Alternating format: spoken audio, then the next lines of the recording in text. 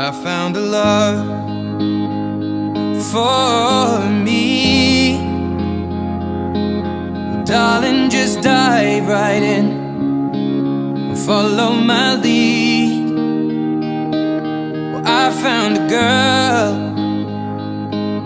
beautiful and sweet. Hey everyone, and welcome back to my channel. So today I'm gonna be kind of going back and forth. I'm gonna be doing like 2 months postpartum. I was gonna do 6 weeks postpartum, but life happened.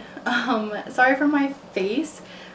Literally it's been quarantined for weeks now and just gonna have to do. Sorry, I keep looking down my phone because I'm trying to see what bullet points I'm gonna talk about. So pretty much I'm gonna be talking about 2 months postpartum. Sorry, I have something in my eye. I'm gonna be talking about 2 months postpartum and kind of a baby update. So I'm gonna be completely exposing myself here.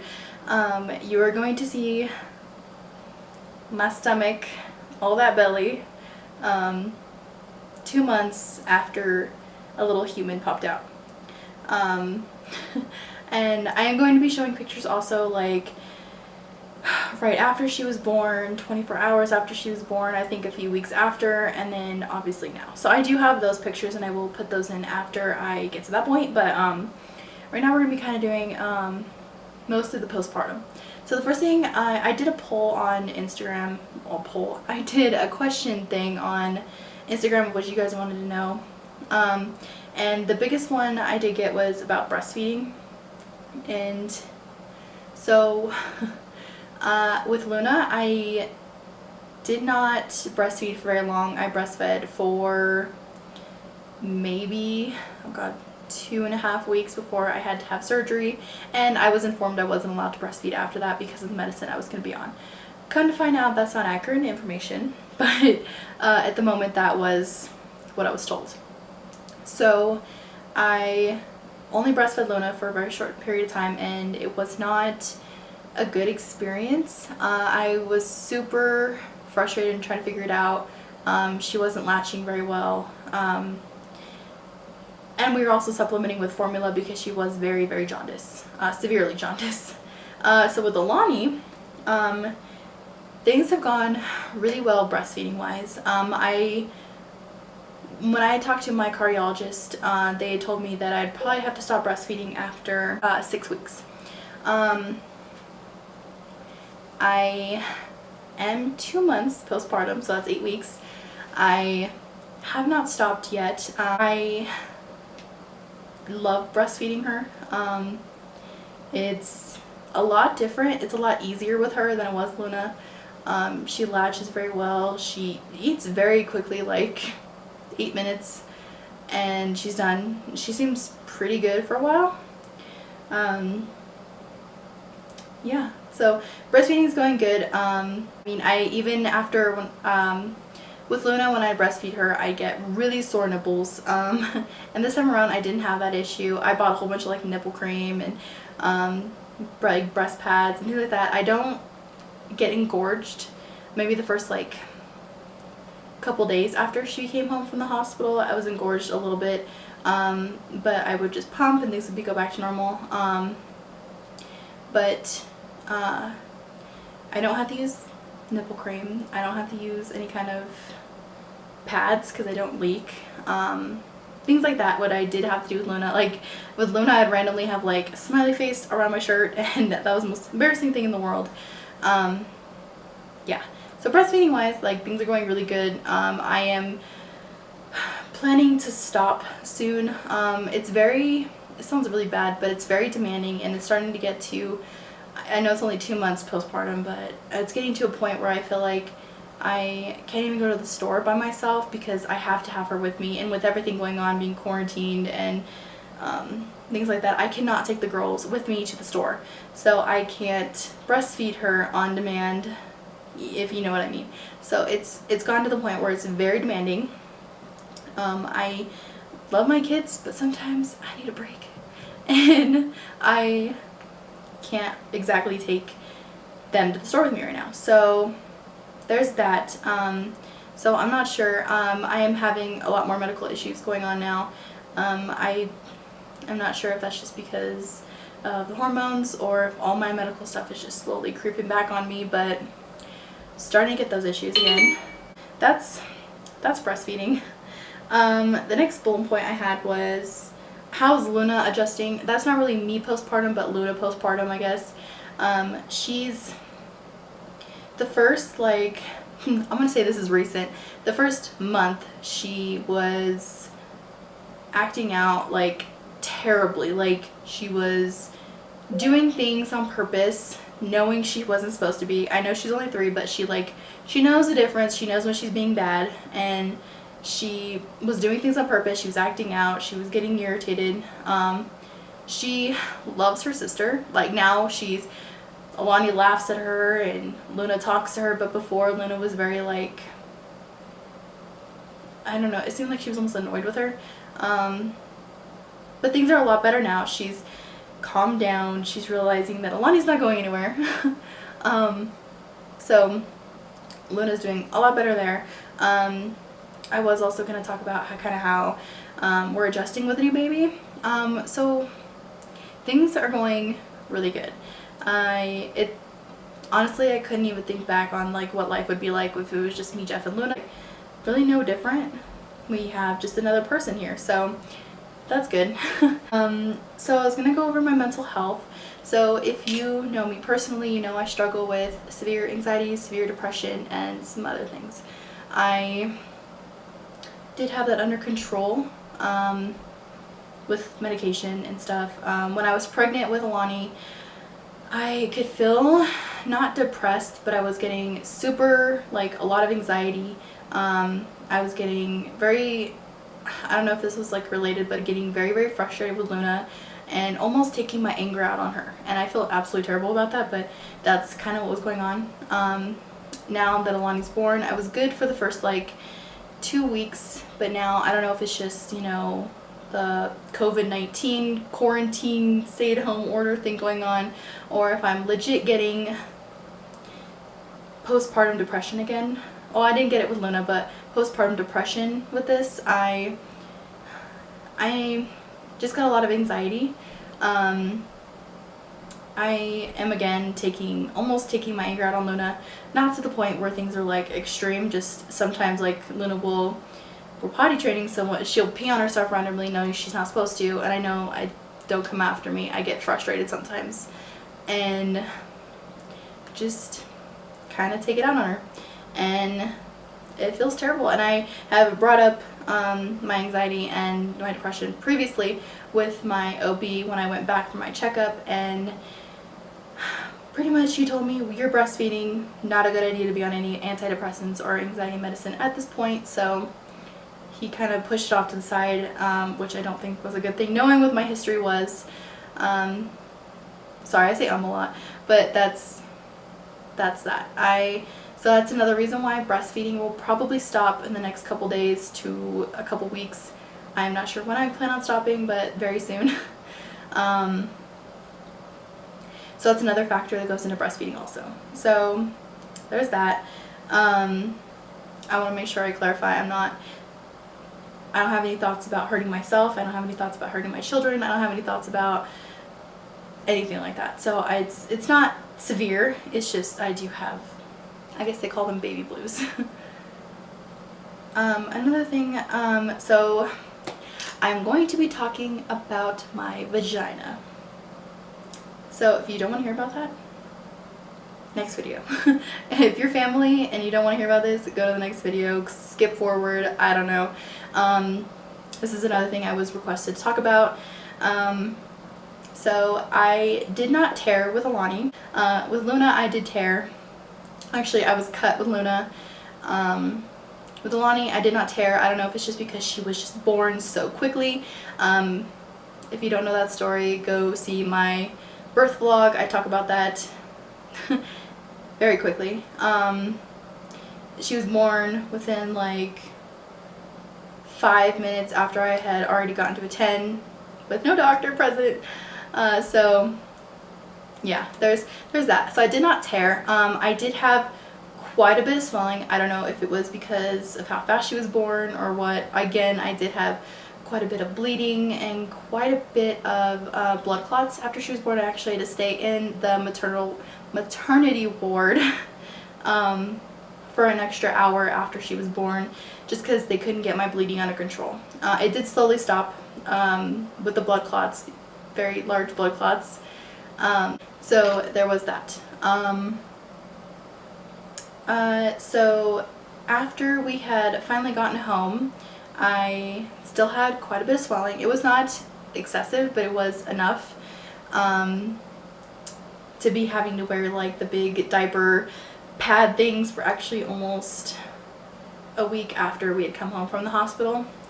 I had called my doctor and they said that was pretty normal. So if you've had a baby, you know how absolutely disgusting and that odor is. It's pretty much all your body is getting rid of all the tissue, all the blood, all the, yeah, pretty much all that after the whole traumatic birth stuff. So it was very foul. I did have quite a bit of swelling again. That was pretty much it on that. I didn't have to use any kind of the little bottle thingies. I'll show a picture here of what that looks like. Didn't have to use that. I did use witch hazel pads. Those are heaven. If you are about to have a baby, ask for those if they don't give them to you. I think most hospitals do, but you need that. And the little spray can that you spray there to numb your coochie. So yeah, so I did stop bleeding around 4 weeks. 4 weeks I stopped bleeding, and then I was good, and then I slowly started getting like spotting almost for a couple days after I had stopped bleeding, and then started getting almost a full-blown, almost like a period. But I talked to my doctor and he said that's not a period, it was just within that 6 weeks it's still considered postpartum bleeding. So I bled pretty heavily with some mild clots at 5 weeks postpartum to 6 weeks postpartum, and then it slowly stopped again. The one thing they don't really tell you, I mean this is my second, but the one thing they don't really tell you is like, you will have clots after your baby's born and you come home and stuff. They should not be bigger, I think, than they said a golf ball, which is huge, but they should not be that big. I was getting little ones like that big or so, and they were pretty uncomfortable even then, so I can only imagine a golf ball. But yeah, so there's my vagina. That's my history with that. And now I'm doing great. Have not bled, on birth control, again, to control any kind of period that I do get, because I do get severe bleeding and get iron deficiency anemia from periods. So right now I don't have iron deficiency anemia, thank the Lord. But if I do start bleeding again, that's what they're going to control with the birth control pills. So yeah, not bleeding, regular, everything back to normal. She's healed, we're good. Okay, so I've been talking about my weight. I had gained, what did I say, like 23 pounds at the end of my pregnancy, which was, well, it was great weight. With Luna I had gained over 60 pounds. With this one I gained only 20 something, 23 I think. And I lost all my baby weight within 2 weeks of her being born. I think it's got a lot to do with breastfeeding. It like shrinks your stomach. It shrinks your stomach, your uterus, all that stuff. I mean, I still have a little bit of a baby pooch going on, but it's nowhere near what it was. Yeah, so I will definitely be showing that in just a second. But another thing I wanted to talk about was my epidural. When I got my epidural, it was a normal epidural. I mean, painful like an epidural is supposed to be. I laid down, and I told this in my, I believe in my birth vlog, but after I'd gotten the epidural, my blood pressure had plummeted, and mine and Alani's heart rate were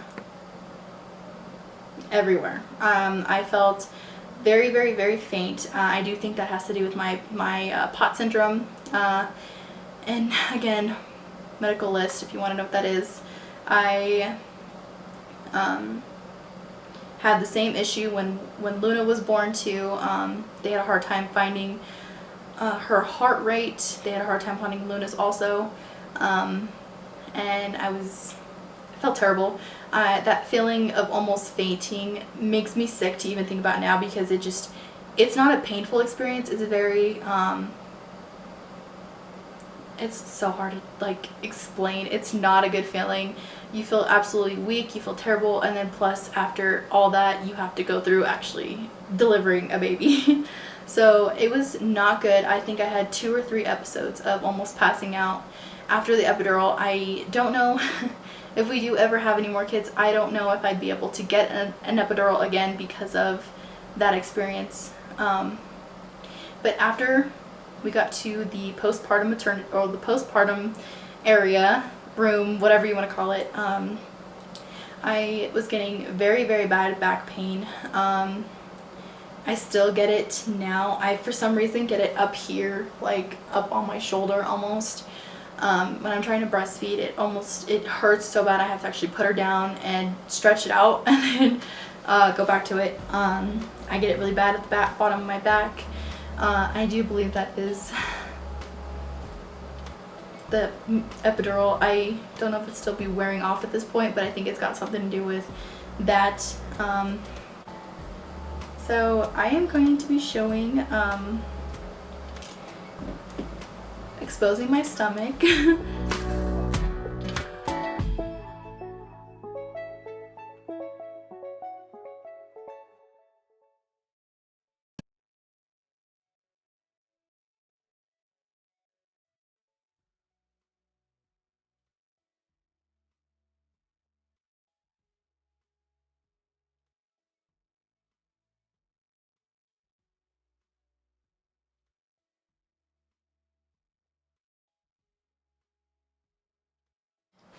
Okay, so if you have not had the chance to meet Alani, this is my second baby. Pinky? She's still waking up. So she's 2 months old as of yesterday.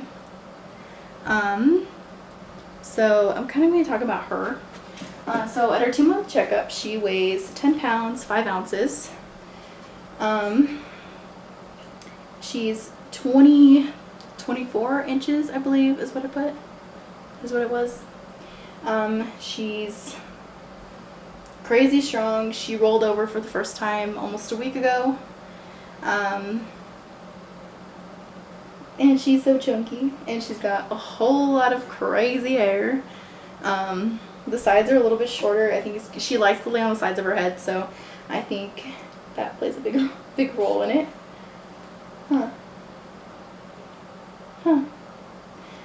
She does have reflux. She had it pretty badly after she was born. They had put her on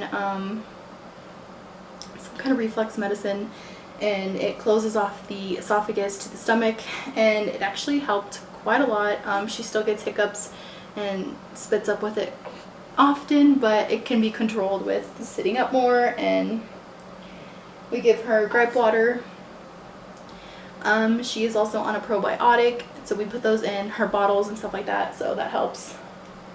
And she's doing a lot better now. Last thing I'm going to talk about is her sleeping. So since the moment we came home from the hospital, me and Jeff is my husband, we had set up the sleeping schedule. So I would feed her at 10. I'd breastfeed her at 10. You're okay, baby. I'd breastfeed her at 10 p.m. And we'd lay her down. She'd go to bed, and Jeff would stay up and play his video games with his friends until 1 a.m. And at that point he would feed her with a bottle because it helps her sleep. a little bit longer, because I think with breast milk it goes through their stomach a lot quicker. So she would get 2-ounce bottle, go back to bed, and she would be good until 5:30, 6 o'clock in the morning. We are stopping that schedule now. The first night we stopped the schedule, she slept all night. We went to bed, we laid her down at 9:30, and she woke up at 6. And it was crazy. Thank God for Jeff for doing that for me, because if it wasn't for him helping me out with that sleep schedule, I would be so exhausted. He's the best. He's helped me out so much with the sleeping schedule and things like that, so it helps me quite a lot. But I think we are going to be sleeping through the night now. Second night trying the sleeping through the night thing, and she just got her shots, her immunizations. So that first couple hours after, she was good. She laid down last night, fell asleep, and then around 1:30 she had gotten up, not gotten up, but she was like whining in her sleep. So I had breastfed her for a few minutes and then laid her back down, and she was still kind of whining. So that was a little bit of a rough night, just because she was in quite a bit of pain and had a fever, and it was just a little rough. But we're doing good now. Your fever's come down and we're good. So that is my postpartum, and we'll keep you guys updated. I definitely want to do a lot more vlogging, a lot more everything. I feel like we haven't really uploaded much lately, so that's our next thing. So if you guys enjoyed today's video, make sure you guys give it a big thumbs up. Make sure you guys subscribe, turn on post notifications, and we'll see you guys in the next video. Say bye. Bye. Oh. Found a love for